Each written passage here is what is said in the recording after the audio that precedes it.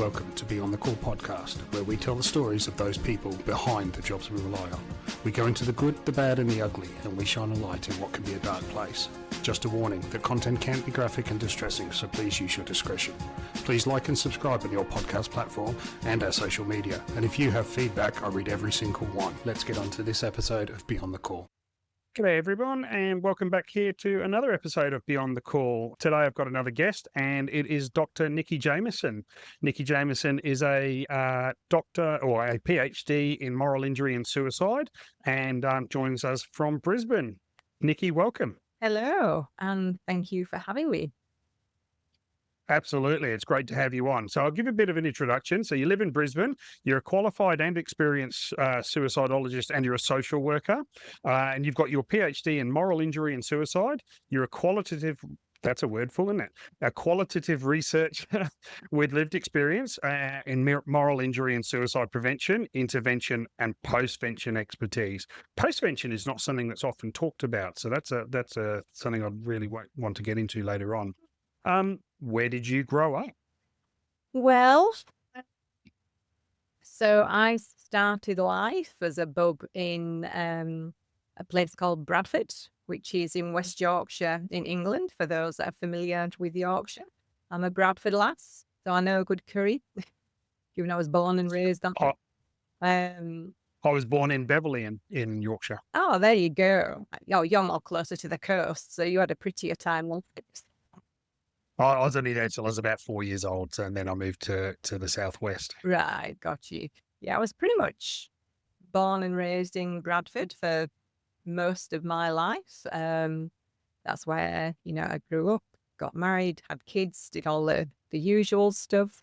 Before migrating out here, went on for 19 years ago now. So, yeah.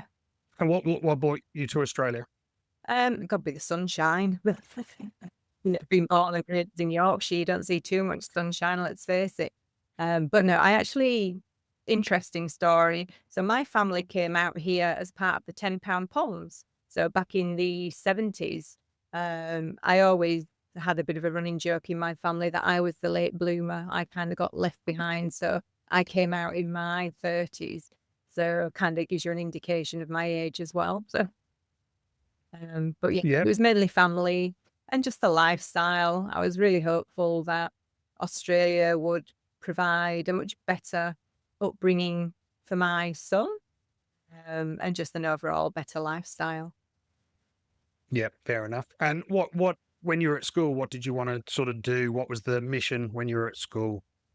I always wanted to be in a helping profession, so either in kind of nursing or social work. And I actually started out doing nursing originally, and decided it was too many blood and guts for me. So I wanted to do something with people, but something that didn't really involve too much blood and guts. So I kind of switched and went into the social work space, and particularly working with children and families at that time, way, way, way back in the early 90s, because I actually didn't have the best of upbringings, and I actually left home at 14. So left school, left home, didn't really know where I was going. I was homeless for a while there, pretty much couch surfing.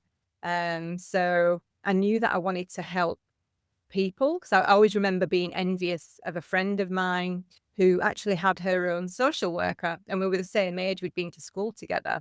And yet I didn't. And I was like, well, why have you got a social worker, this wonderful, glorious person who can help you? And I didn't have one. So I kind of always said I didn't want that happening to somebody else. So I ended up, as I said, doing nursing first, but then ended up being a social worker and working with children and families for many, many years. I think social worker is a very misunderstood occupation, or understood occupation. I came across it obviously professionally, but I think it's only in the last few years I've really had a true understanding of what social work can encompass, and it encompasses everything. It does.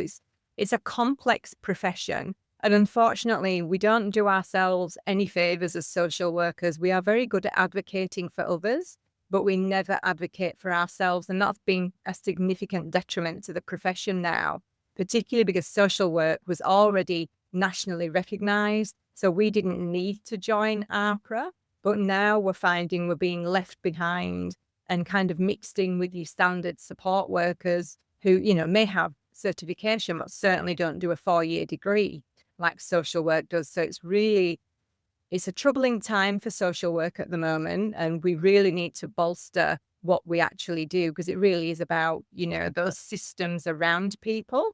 Psychs are really good at really helping people to understand what's going on for themselves and provide those treatment approaches. We are really good at understanding everything around that person that impacts that person's health or mental health and well-being. And we're very good. We often call ourselves the glue of the professions. We are the ones who do a lot of the case management and navigate people's lives, basically. So it's a pretty Yeah, absolutely. Yeah, I found when we were taking in patients in the last few years, we had more and more interactions where a social worker could be waiting for us if we made a phone call beforehand, if it was if it was a domestic violence or whatever.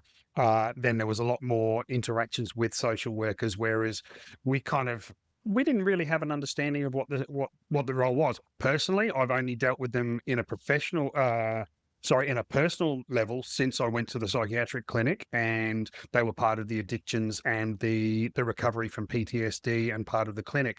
And I was amazed at the knowledge and the breadth of understanding of, like you said, not just the person, the entire thing surrounding the person.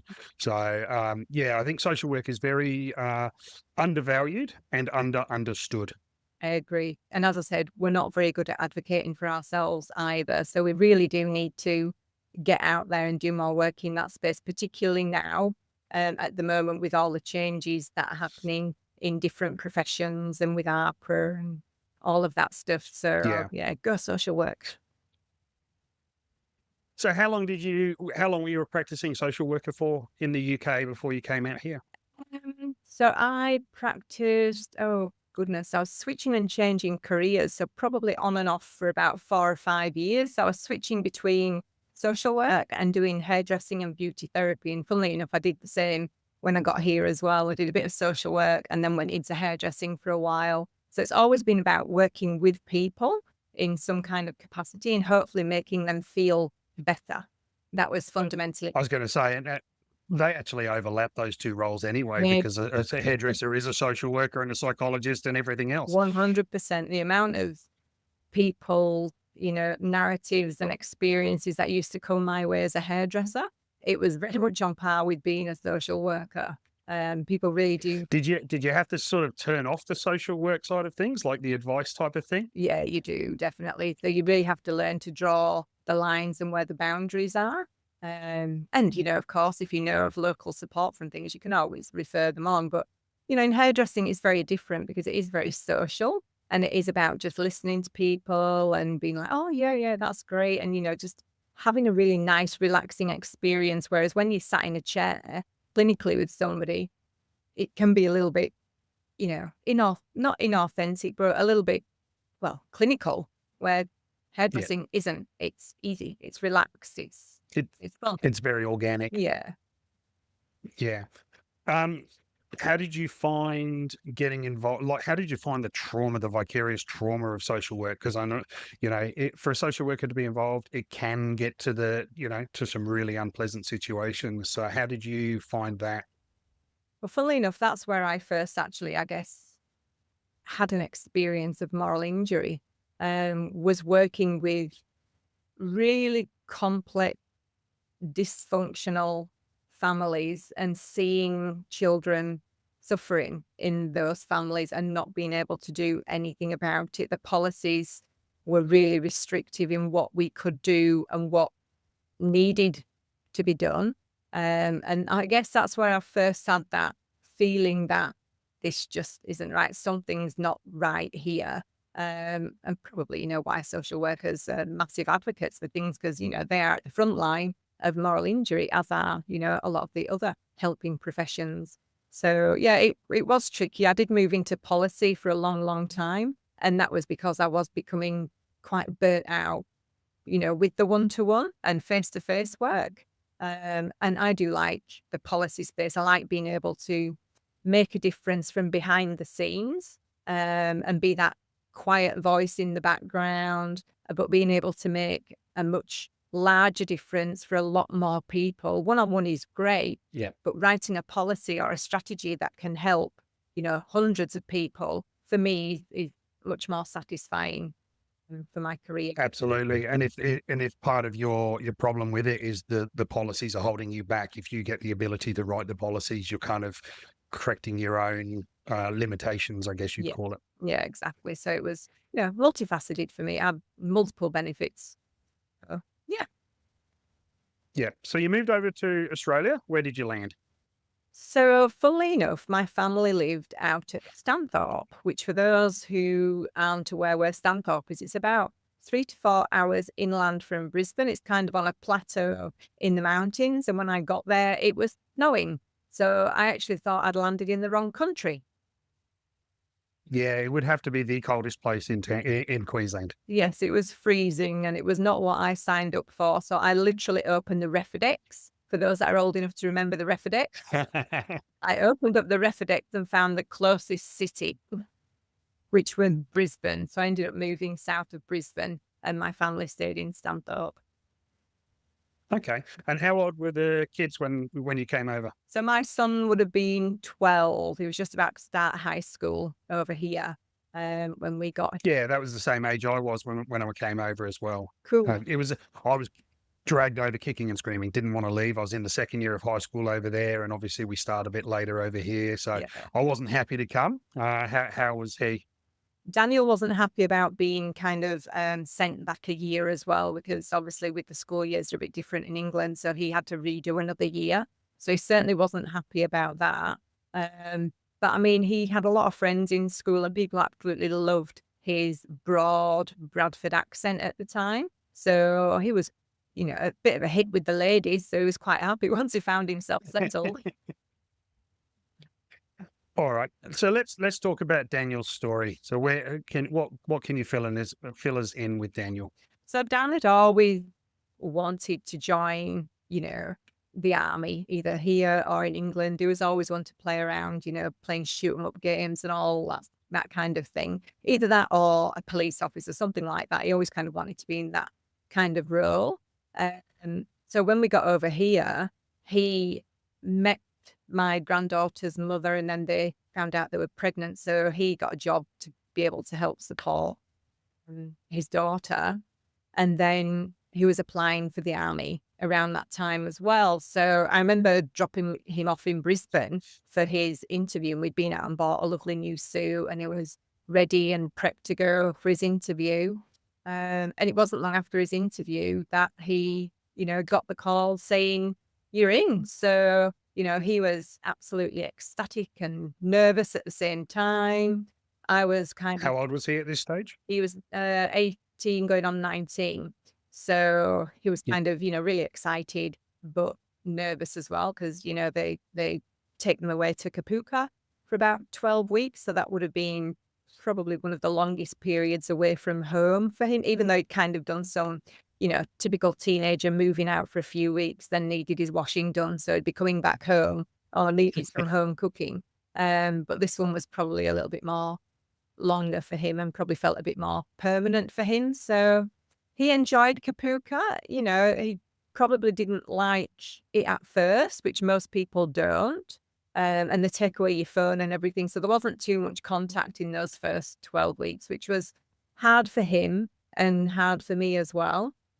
But the Kapuka experience seemed to go okay for him. Once he'd done his 12 weeks, he went into the IETs, which is your intensive kind of your work streams, basically, where you do some more intensive training to try and get you into the areas that you want to get in. And he did that out at Punyal in Victoria. And I have to say that's probably where the first mental health, I guess I'll call them niggles, started to arrive for him, where things were not always smooth and, was starting to struggle a little bit, but seemed to overcome that period really well. He was really wanting to be a diesel mechanic in the army. And, for him, that's what he was promised. And again, this probably contributed to some of his moral injury, because he really wanted to be a diesel mechanic. He was promised this, you do this and we'll give you this. And that never eventuated. And so when he actually got his posting, it was in Darwin, which was, a gazillion miles away from everything he knows and loves, nothing, close to him or close to his family.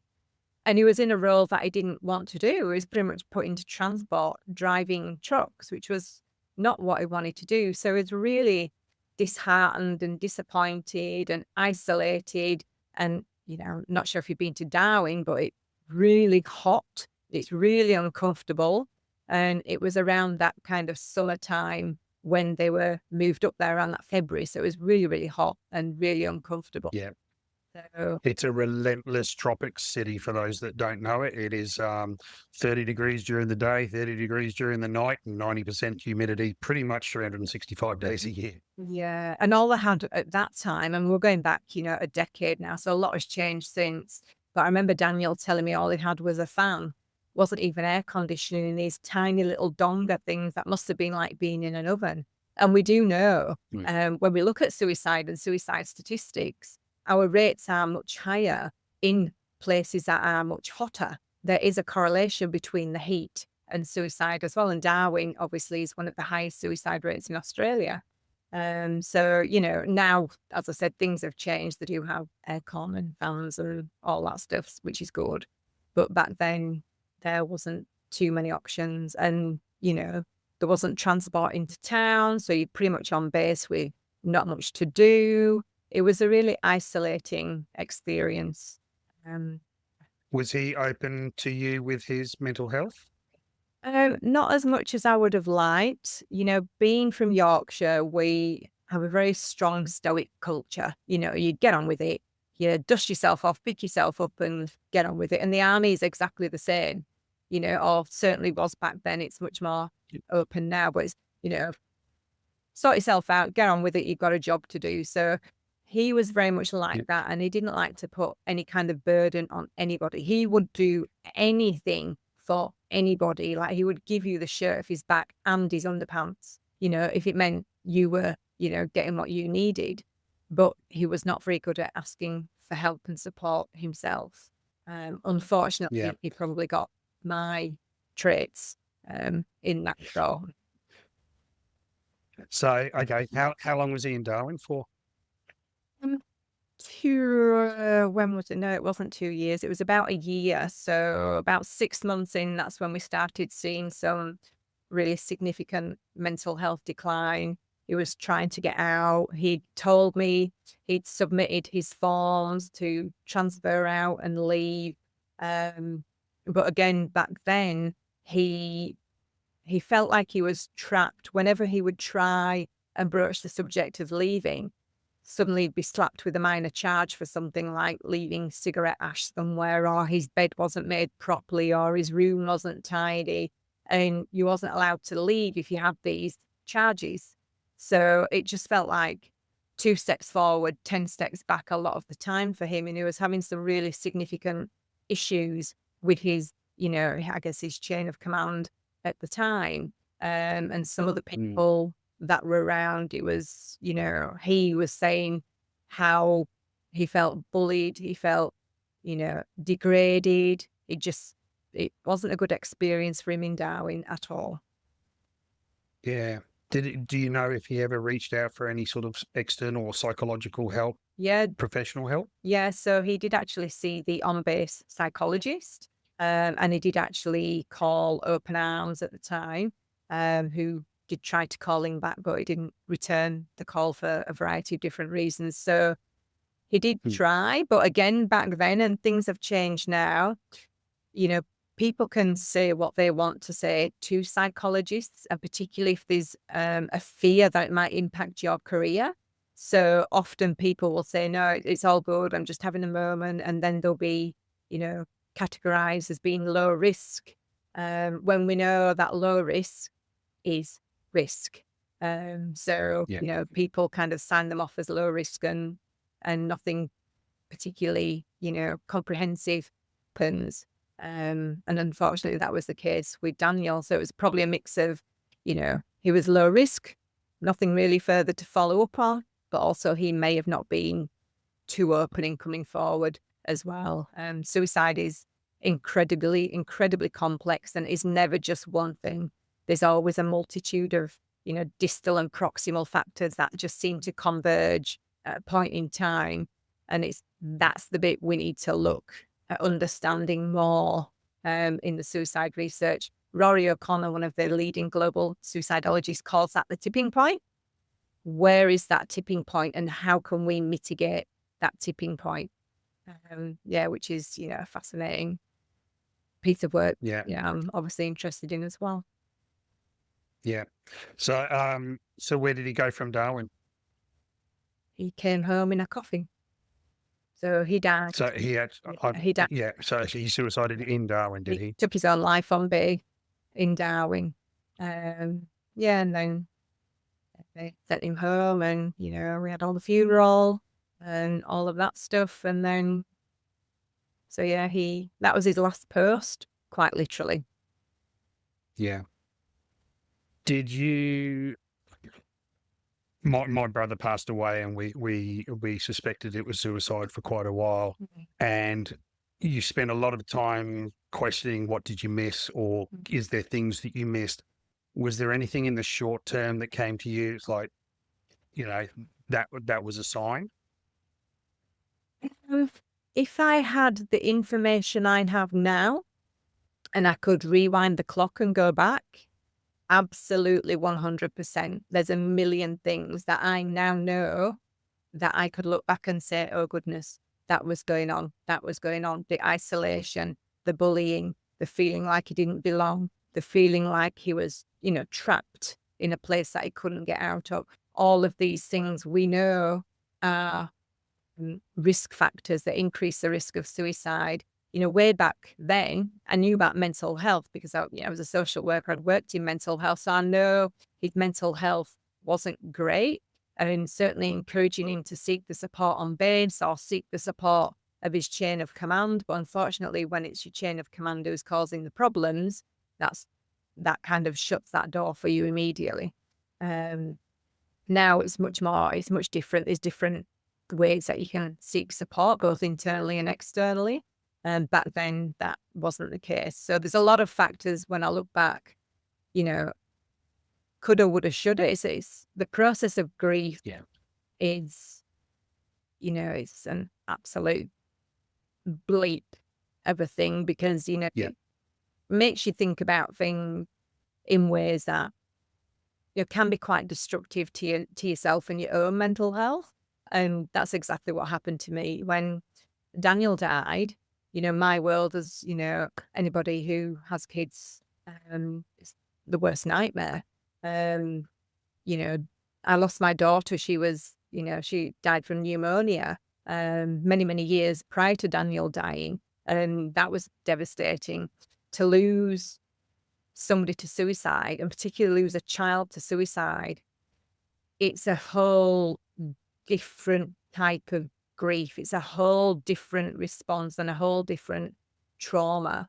And I'm certainly, very familiar with grief. My whole family have died, including parents, siblings, children, grandparents. So I'm not a stranger to grief. I understand the process and have pretty much been married to it since I was a child. But Daniel's death was very, very different. And I found myself in the place where he was and desperately wanting to join him for a long time there. And that was kind of what led me into the work that I do now. It was after my second suicide attempt. I kind of came around from that episode and thought, life cannot continue to look like this for me. I really do have a choice, and it really was about living and dying. It was as black and white as that. And my choice was, if I was to live, my life had to look different. I could not keep going into this spiral. It just life could not look that way for me anymore. And I literally just made that decision that no, life is not going to look like this, and I'm going to try and make change wherever I can. I don't want anybody living in this world that I have now found myself in and I have to live with for the rest of my life. I want to do everything I possibly can to stop this happening to somebody else. But one of the things, I guess, that was different, and as I said, I'm not unfamiliar with grief, is there was just something there that was different and I couldn't put my finger on it. I knew about grief. I knew how I responded to grief, but Daniel's loss was different. There was a lot of questions that, we all have questions that we can't answer when we're grieving, but these were much deeper than that. There was something missing. And it wasn't until 2017 that I went into a Senate inquiry into ADS suicide that psychiatrist Andrew Koo, nearly forgot his name then, how dare I, Andrew Koo, who's an amazing veteran psychiatrist, just happened to mention in one of his submissions the term moral injury.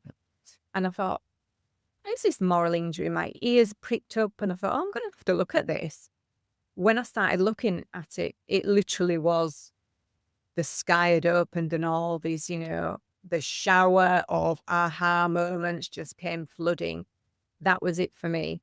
It was the moral elements that my son had left me and we had a pact. It was always me and my son. We were close. We had a pact that it was me and him together against the world, and that was it. He had betrayed me and betrayed my pact or our pact. But also, I felt like defense had betrayed him. So I felt betrayed that he'd left me. I also felt that I'd let him down because I should have been the one to be able to spot those symptoms. I should have been the one to be able to support him. I should have been there. I'm his mother. I'm supposed to be the one protecting him, and I wasn't there. So I was grappling with all of this moral, stuff going on. And that's when the moral injury stuff really, shone a light on what was happening for me. And I thought, is this just a me thing? Is this something that is just, I'm the only one who's struggling with this or, can't understand what's going on? And that's how I got into the research. So my primary aim was to understand every single facet and element and every corner and every nook and cranny of suicide that I possibly could. So I did a master's in suicidology, but that wasn't enough then. So I decided to do a PhD and a master's at the same time. I do not recommend anybody does that by any breadth of the imagination. But I needed to understand, I needed to know what this thing called suicide was. And it was through that process of learning about moral injury myself and learning about suicide that I started to speak to a lot more families and veterans and defense members. And they were all telling me the same. It was the same situation for them that it had been for me, both in, in some of the life factors since Daniel's death, but also during, the processing of his death and my grief process as well. So I thought there's got to be something in this. And research at the time was incredibly limited in Australia. Tom Frame had written a book on moral injury. Lindsay Carey was doing some work with Tim Hodgson on moral injury from that spiritual and chaplaincy perspective. But other than that, a lot of the research was in the US and Canada. So I thought, right, okay, here we go. I'm going to have a look at this. And I'm not a stats person at all, hate maths. So I thought there is no way that I'm going to do something that is basically number crunching and just, pulling in stats and all the rest of it. I needed to know people's experiences. I wanted to get deep in the weeds with them and hold the hand through these experiences. So that's what I did. And that's how I became a qualitative researcher and how I ended up being a suicidologist with, expertise in suicide and moral injury. How were you able to maintain your own demeanor when you're studying something that's so personal to you? I think the grief became my superpower. And I talk a lot about my superpower when I do presentations. My grief, the superpower it brings is pretty remarkable. It's a superpower that can pretty much repel people in the supermarket, or it can bring people closer to you. It can get rid of all the old in your life, including family, but it can also bring in some lovely, new, amazing opportunities and people and adventures in your life as well. So I made my grief my superpower, and I poured all of that power and superpower into the work that I do now. So literally, I'm a walking, talking example of a post-traumatic growth process. And I talk a lot about that in my work with moral injury. It's about, to help people to continue to walk forwards with their moral injury. And I've published an article on it. It really is about helping them to reclaim that experience. Yes, this has happened. And yes, this may be really bad. And yes, you may have contributed to that, regardless of, whether you wanted to or you didn't. These are the facts. This is what happened. What can we do with that?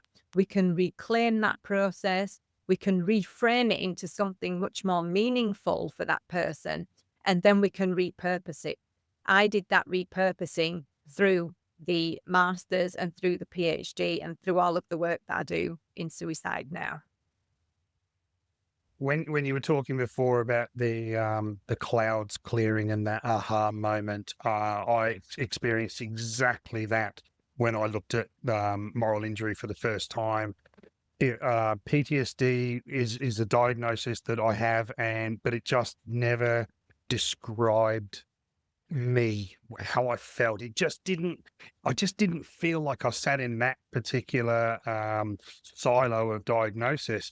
And so I'm not even sure how I came across the term moral injury. I think it may have just been a random Facebook post. And then I looked at something called the Moral Injury Project website. And it was that moment for me. It was, holy shit, that is me.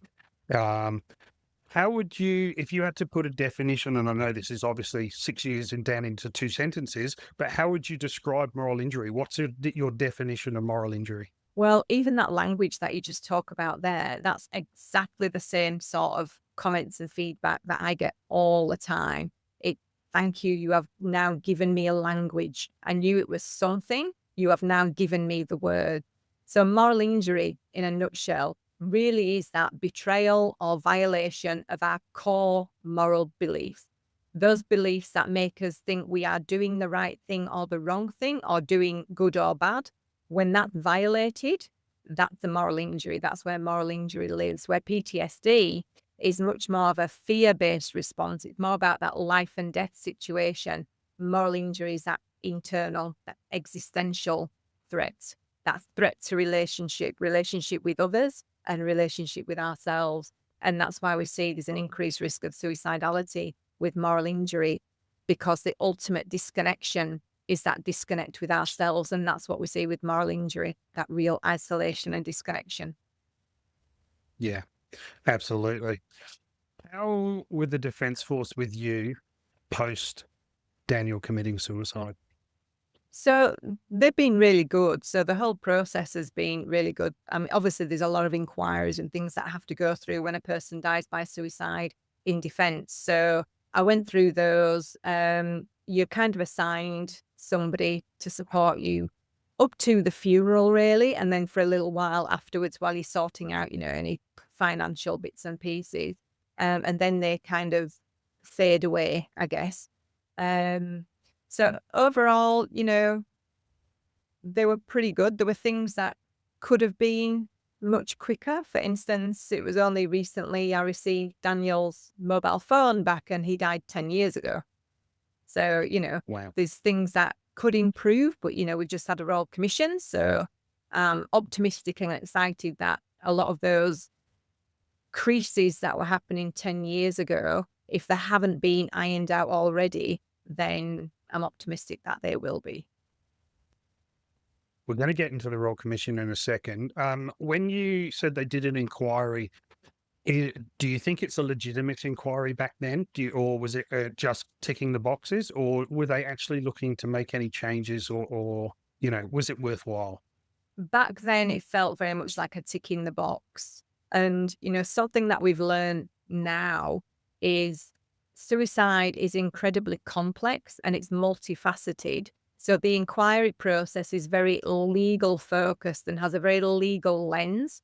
Suicide isn't a legal focus with a legal lens. It's bio, it's psycho, it's social, it's spiritual, it's environmental. But yet they don't have those people in positions to be able to input into that inquiry. I think things would be very different if it was not just a legal lens. But now we know much more about those social determinants and those complex factors, that public health model around suicide. Certainly get the sense that things are very much changing and we are looking at things much more socio-ecologically, which is brilliant. Yeah. So you did your PhD. What was your actual thesis for your PhD? So it was on the veterans' narratives of moral injury and suicide. So all veterans that I interviewed and have spoken to thereafter all had to have a lived experience of their own suicidal behaviours and moral injury, which, there's a big long definition at the time. So they knew kind of what it was at the time. So, yeah. And then we went through their narratives and I ended up turning the thing with PhD, and PhDs are fantastic, and I encourage anybody to do one, particularly on moral injury, just saying. But it doesn't give you an opportunity to really honour a person's story, to really honour the narratives. I spent 4+ hours going through people's stories and listening and crying with them and doing all of that, interaction with them, to then only pull out a few little comments and themes. To me, that was morally injurious.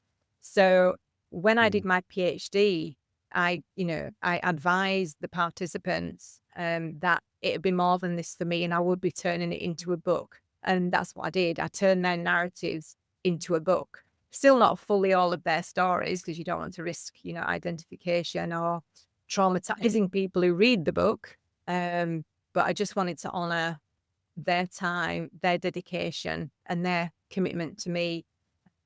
And it was a big thank you to them. Yeah. So when you're going through your PhD, how did you envision that this would be put into practice, or how what did you envision your career, your income to be from there? So back then, I'm very pragmatic, and I actually took a pragmatic approach to my PhD. So what I wanted to happen is for a whole framework around moral injury to be developed. And that framework would be looking at, screening assessment tools. It would be looking at resources and guidelines for people. And then it would be looking at training programs. So a lot of the, I guess, initial work was getting the word out there.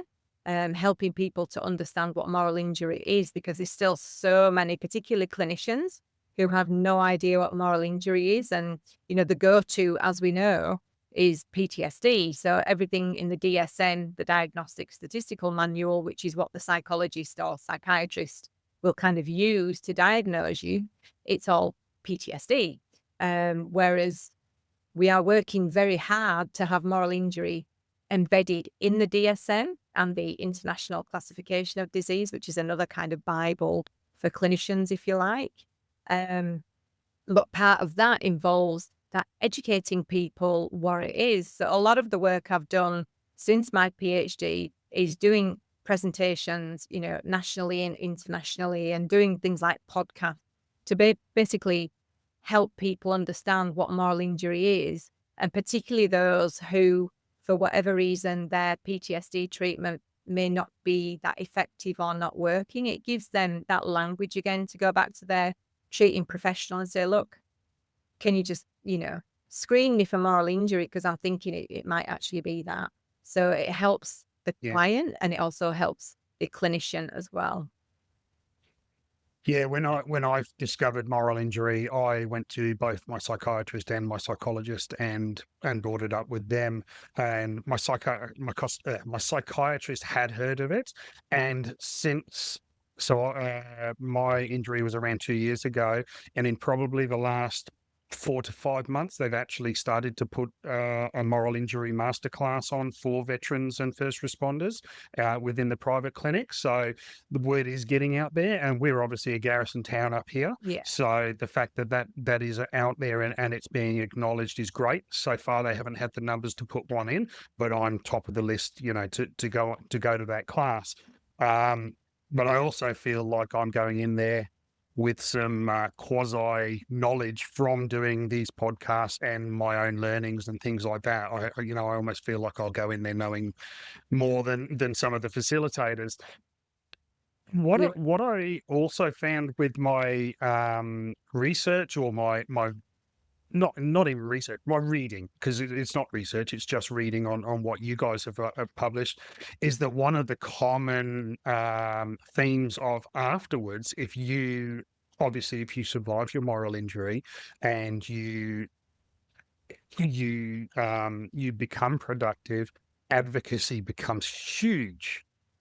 It seems really common, and that blew me away, because it has become a massive part of my life, and it's become a large part of the people I talk to's life.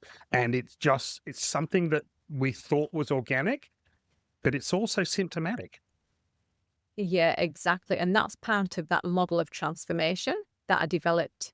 When I was talking earlier about helping people to continue to walk forwards with their moral injury, and that repurposing is exactly that, repurposing that experience.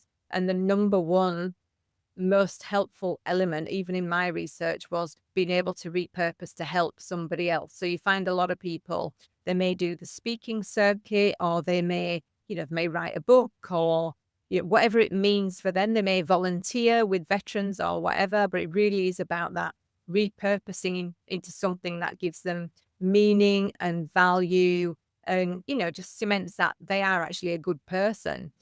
Moral injury is not something we heal from. Moral injury is something that we learn to adapt to and live with. It doesn't make us any less than. It just makes our new normal something different than what it was before the moral injury. So it's about learning to negotiate and navigate and live with and in your new normal, whatever that looks like.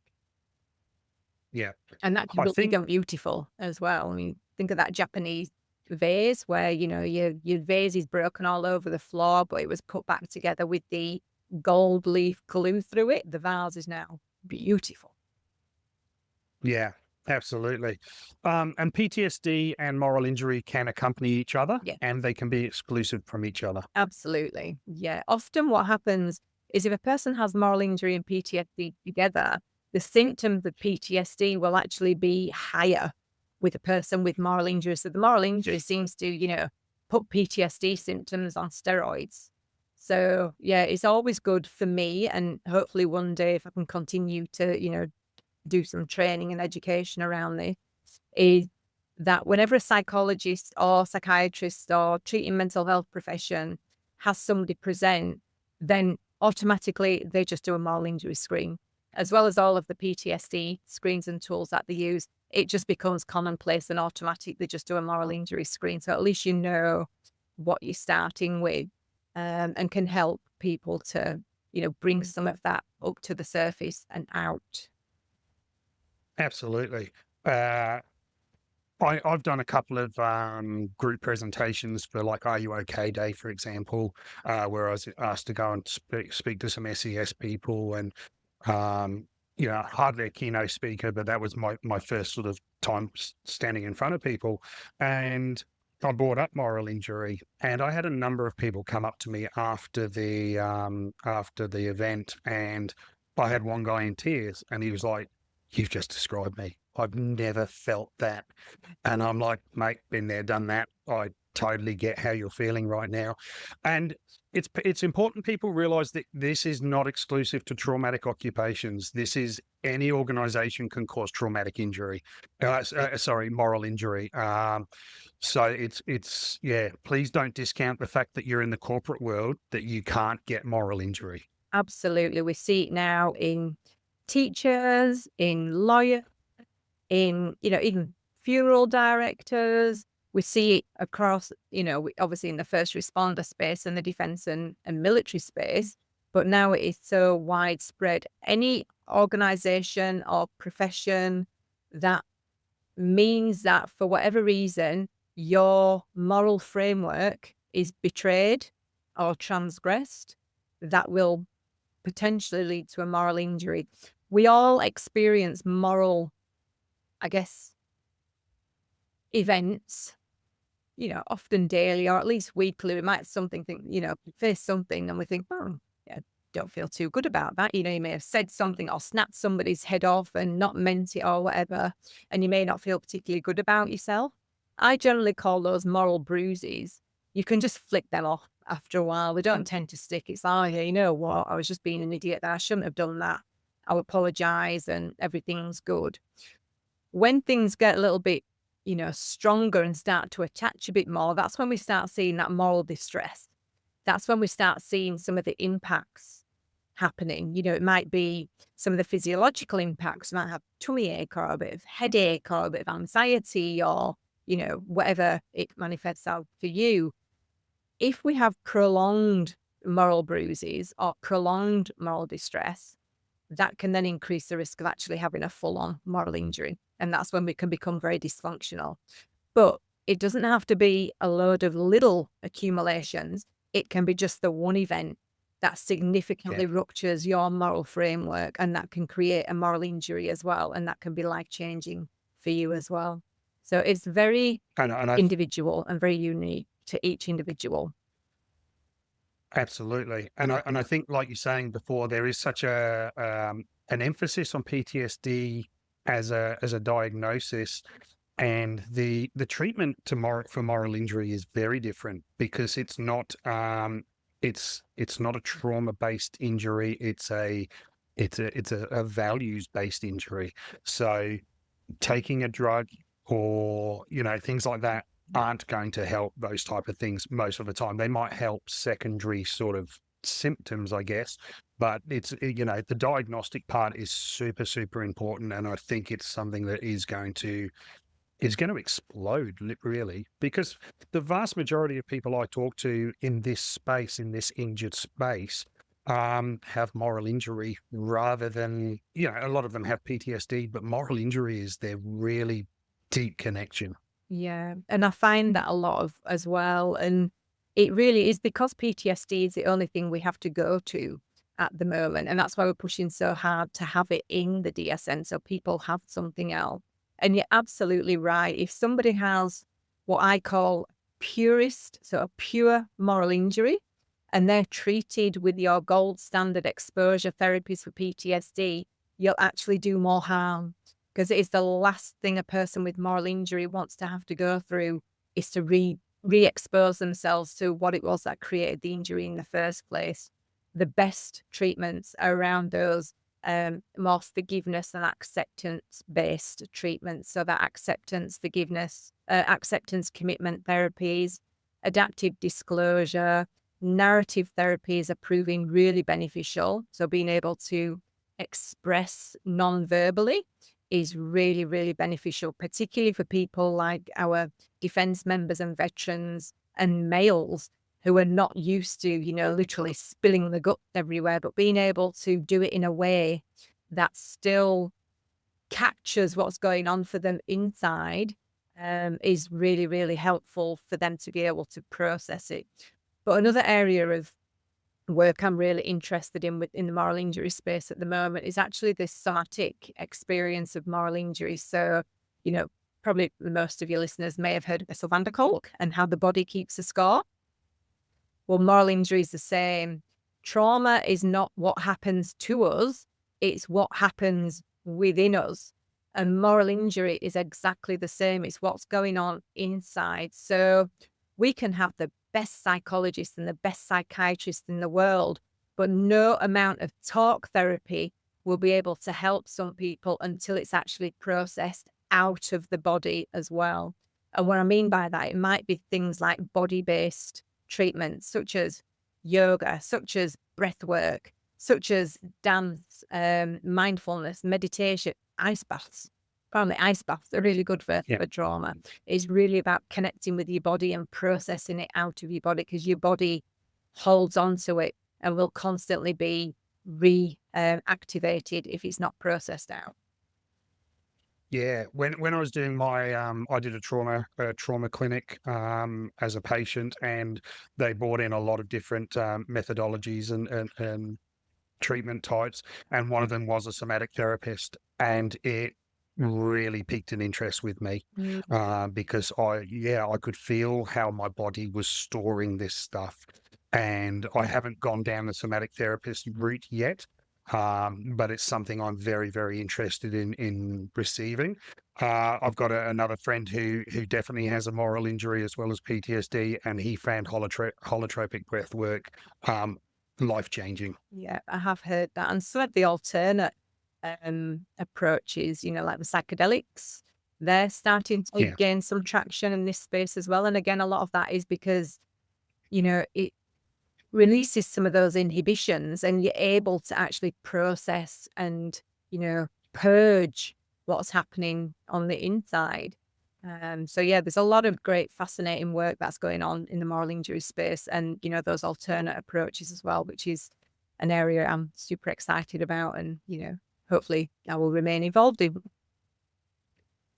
So you became involved with the Royal Commission. For those that don't know, we've recently, well, what was it, 3 days ago, we had the federal government's response to the findings of the Royal Commission. I believe the Royal Commission itself went for about 3 years. Um, so you were involved very, very early on. Tell us how that happened. Yeah, so I was actually involved in the push for a Royal Commission since 2014, since Daniel died. There was a bit of a petition that went out many, many years ago with some advocates and veterans at the time. So I jumped on into that and just kept seeing how things were progressing and monitoring. And we weren't really getting too much traction. And it wasn't until Dave Finney passed, so Julianne Finney, her son Dave died in 2019. She really took over the whole petition and took the bull by the horns, and, was very heavily involved in advocating in, Parliament and all the rest of it, and in the media. So Julie and I connected when she lost her son. And there was a few of us mothers at the time who'd lost our children, either around that time or, in the years between 2014 and 2019. And we kind of banded together and joined forces and did some media around how we need more focus on defence of veteran suicide. That obviously gained a lot of traction. We got over 500,000 people who were in the petition. So over 500,000 people Yeah. signed the petition for a Royal Commission. We ended up pretty much storming Paul Scott Morrison's office and demanding a Royal Commission, because he pushed back quite a lot for the Royal Commission. But we were persistent, and we were determined that this is something that really needed to happen. And there were quite a few powerful players in the room. You get a bunch of mothers who've been through that kind of experience. I don't envy any. Nothing have fury. Fresh. Exactly. So, yeah, we weren't budging and we weren't moving, and eventually we got the Royal Commission over the line, which was wonderful. And I guess the rest is history. I was the first person in November 2021 to actually appear as the first key witness at the Royal Commission. So that was a real honour and privilege. And, I guess my interview kind of set the tone what was to happen over the 3 years following. And yeah, as you say, we had the final report released, and we've had the Royal Commission, the government response to the Royal Commission this week, which thankfully they've agreed to the majority of the recommendations, with 17 of them being agree in principle.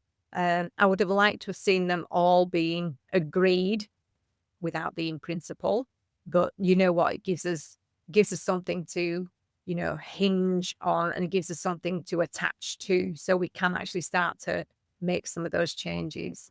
Now, though, the next challenge is the funding. It's all well and good having all these recommendations and doing all this wonderful stuff, but if the government are not prepared to fund it or provide the infrastructure around it, it's just going to end up another book on a shelf somewhere. And none of us want that. So I guess that's the next battle in ensuring that we actually have money to be able to do what we need to do. Because moral injury, as you may know, was a key recommendation in there as well. So preventing, treating, and minimizing moral injury. So that was, I was very, very happy that, it had a recommendation wholly and solely dedicated. So I'm working very hard to do what we can and make sure that one's addressed, as well as all of the other 121. I think the thing with the moral injury is, unlike PTSD, PTSD is part of the trauma that a lot of our jobs go to.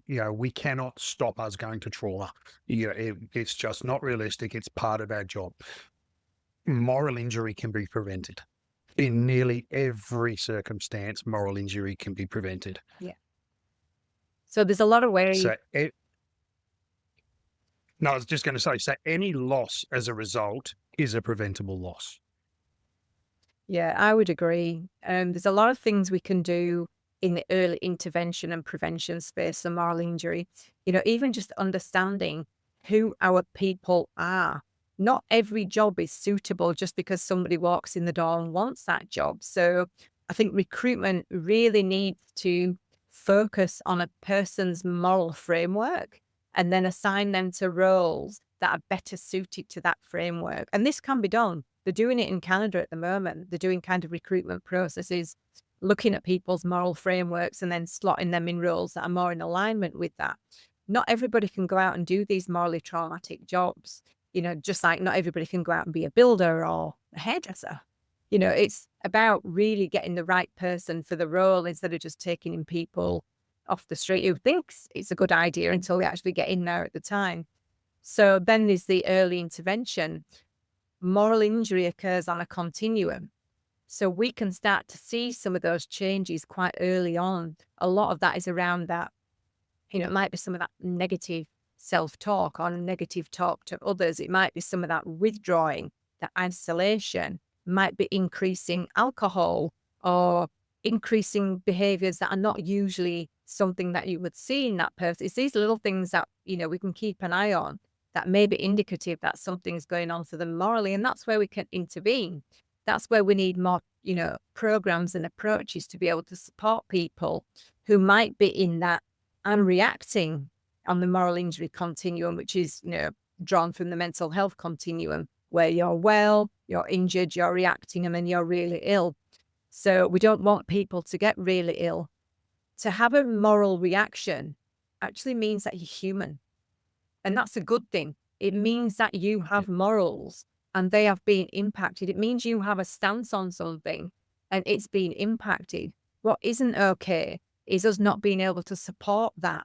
And when things go wrong, not being able to provide those treatments and supports to people, and then going on and becoming really not good and going on and increasing the risk of suicide. So, if we can get people early in that early intervention and prevention space, we can prevent these things from happening. Absolutely. What do you see your next couple of years being like? Well, if these last couple of years have been anything to go by, it's going to be really, really busy. So I'd really like to focus on Moral Injury Australia and really like to get some training, proper training off the ground, and some more resources. I've developed a whole heap of resources and bits and pieces, but I am not tech savvy at all. So if any of your listeners are really good at developing websites and all that tech savvy stuff that I'm not good at, please reach out and give me a hand. But yeah, and doing all of that stuff. And, similarly, I'd like to keep talking to people, maybe even doing podcasts. I'll have to have you on my podcast, and understanding people's lived experience. And then obviously doing the advocating for policy change, for changes in the DSM, and making sure that from where to go, moral injury is acknowledged, it's dealt with, and it's, minimized and prevented where possible. Yeah, that DSM-6, I pray that it comes in, that it's got its own entry. What do you think the realistic chances are that that's going to happen? Look, I think there's too much research out there now for it not to happen. So if it didn't happen in this next iteration, then I would probably put money on it would be in the TR version. So usually there's a DSM and then a DSM TR version. I'll probably put money on it would be the TR. But also ICD are very across moral injury and very, very interested. So it wouldn't surprise me, if I had a crystal ball, if ICD actually jump on it first and put it in Sorry, what's ICD? the International Classification of Disease. So that's the Oh, yeah, international Bible, for want of a better term, when it yeah, comes to diagnoses. So if that happens, that's great because a lot of, our clinicians also operate from the ICD as well. So that would be the ICD 11, which I don't know whether that's due next year or the year after. There's mixed messages. So we'll see. But yeah, I think there's far too much research now in the moral injury space that it's not something that can be ignored. And let's remember, going back and looking over history, moral injury was actually in the DSM. It was in the DSM-3. PTSD knocked it off the shelf. And then PTSD came over and said, all things moral injury is now all PTSD related. Well, we now know that's not the case. So moral injury has come yeah. back fighting and saying, actually, no, you didn't. Moral injury is his own thing.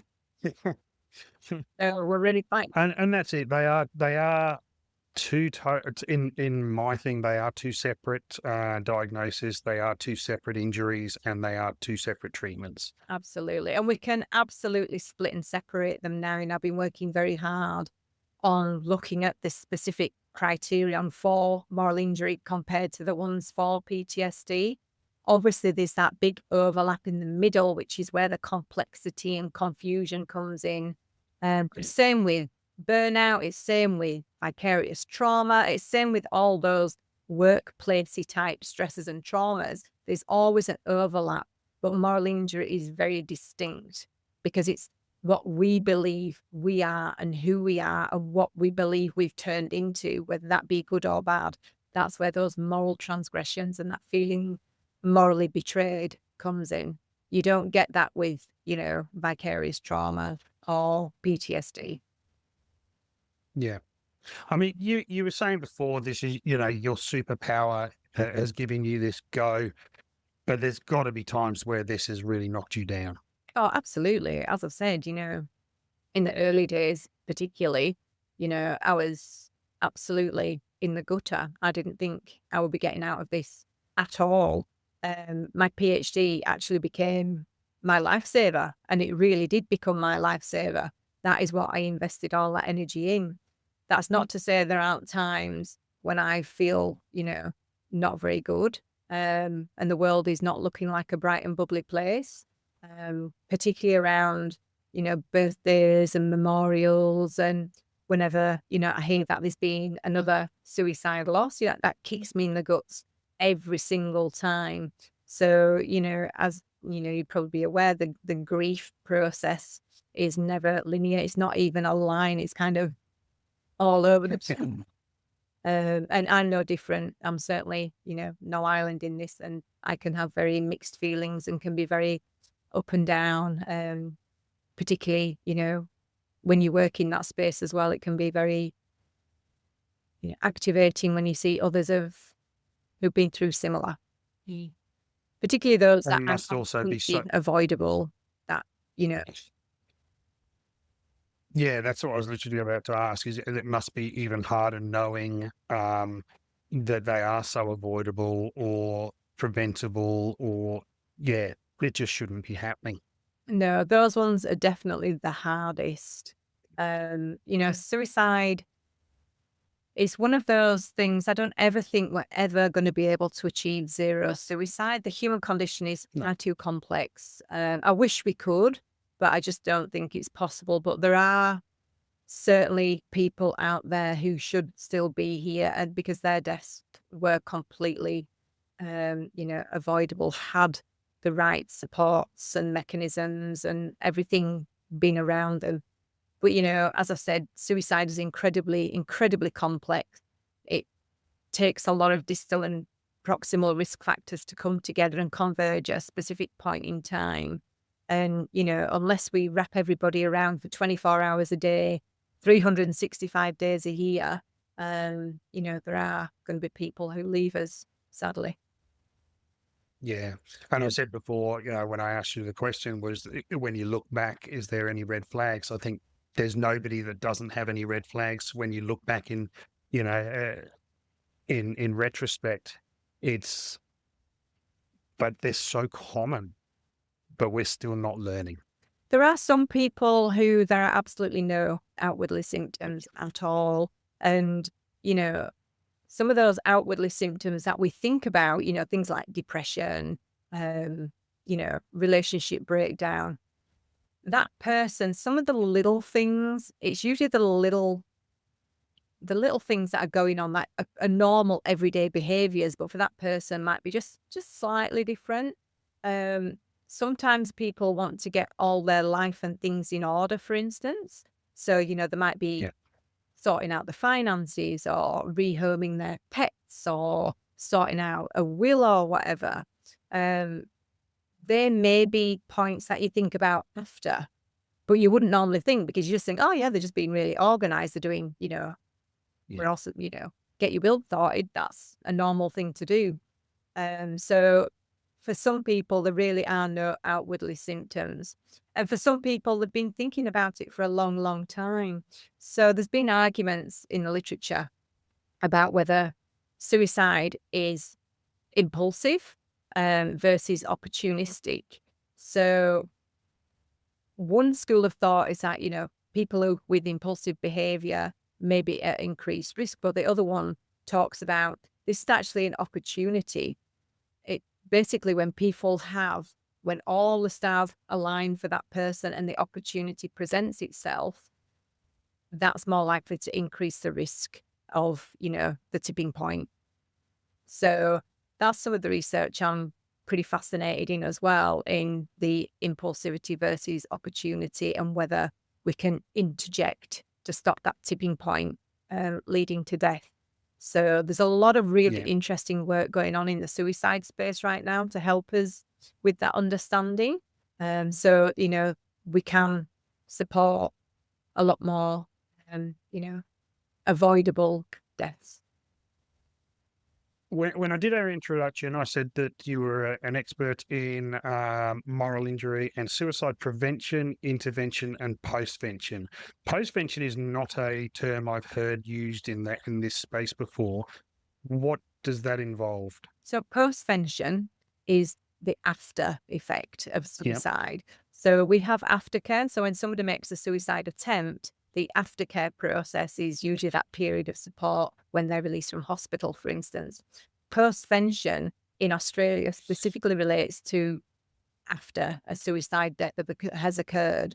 The reason we have postvention is because it's known that a suicide, particularly in close-knit communities such as our Aboriginal and Torres Strait Islander community, our Defence and Veteran community, can increase the risk of another suicide happening.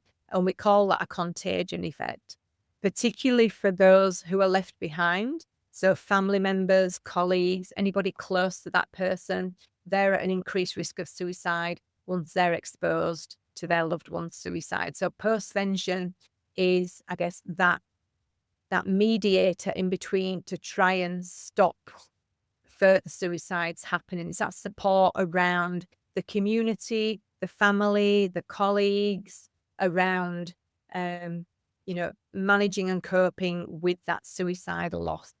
And it can be, for some people, it may be a few days of support needed. For some other people, it could be years of support. So it really is individual, depending on what that person needs. Yeah. And as you say, you yourself had attempts afterwards. Did you have any postvention care? No. So again, this is 10 years ago. Postvention wasn't really that much of a thing. No, there was obviously support offered through counselling and psychology and all of that stuff. But one of the things and you may have experienced the same, but when you're in the helping professions, it's not easy to actually get help. Just because you kind of, there was a social worker, and I remember her vividly, beautiful lady. She was sat there and she's trying to kind of go through some counseling with me after Daniel's death. And I'm thinking, I know what you're doing. I've already done that course. I can pick Yeah. off exactly what it is you're doing there, where you're not helping me at all. And same with psychology. I used to teach first year and second year psychology students. So I'm like, I know what you're doing. I really needed somebody who was, I don't know, I guess the platinum standard, expert of experts to really, you know, pretty much just say, right, you need to sit down and this is what we're going to do. And it must be something I've never heard of before, which actually ended up being Yeah. EMDR, funnily enough. I'd never heard of EMDR. And I too, when Daniel died, I was given a diagnosis of PTSD, of major depression, of adjustment disorder, you name it. All of these diagnoses were being thrown at me left, right, and center. But I knew it wasn't that. I knew it was something else. And that's how I got into moral injury. But yeah, part of that was having a look at some of those treatment responses. And EMDR, I have to say, it was probably one of the few that did actually take the edge off things for me. So yeah, I'm a big advocate for EMDR. It seemed to work pretty well for me. And it doesn't work for everybody. Yeah. I found it useful. I've received it, and I found it good for some things and not so good for others. Yes.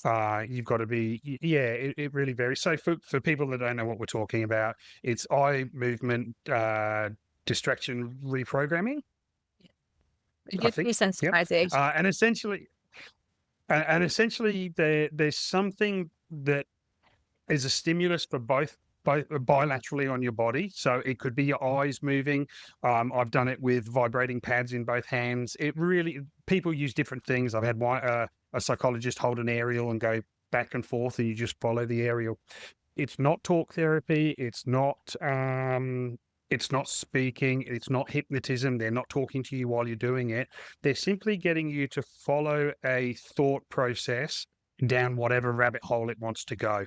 While you're looking at this thing or getting this bilateral stimulation. And look, I'll be honest, I don't know how it works, but it bloody does. And it can just make a trauma. I think my psychologist, or one of my psychologists, said it basically just allows your emotional brain catch up with your rational brain and put it to bed. I don't know if that's an accurate representation of what it does, but I did it 5 times and it didn't do squat. And we basically gave up on it. And then I got distressed during a session, and we did it, and it was like it just vanished. That the distress I had for this particular subject vanished. And I was like, what the hell have you just done to me? Like, am I going to start clucking like a chicken when somebody says a magic word? Like, it was I've never been hypnotized, but I'm like, how does that work? All I've done is think, and all you've done is go back and forth. But it worked. And for some, and how I've described it for some people, when they're really nervous to do EMDR, is it's as if you want to be able to access, if the hill in front of you is the trauma, this allows the hill to shrink so that you can get to the other side and process it. So it's not in itself fixing anything. It's removing the obstacle where you might be able to fix something. Yeah. And I found that the pain when I lost Daniel can only be described as searing, white, hot. I was in pain like I couldn't even describe. It was just pain beyond pain. EMDR just took that edge off. That meant I could breathe for 5 minutes. Just took that searing white hot away. The pain was still there. You're never going to get rid of that grief, but the searing pain had just died down just for a little bit, just so I could breathe again. So yeah, it didn't cure anything, didn't stop me grieving or anything like that. Didn't stop me, feeling down and sad and crying or anything like that. It just took that edge off, and that was enough for me. So, Yeah. I recommend people give it a go. Yeah, absolutely. Yeah, talk to your psychologist. And the other thing that I go on and on and on about is have a psychologist when you are well. Yes, definitely. Mm. Yes, build that Yeah, relationship with the last oh thing, well. absolutely. The last thing you need to do is create a relationship while you're in crisis.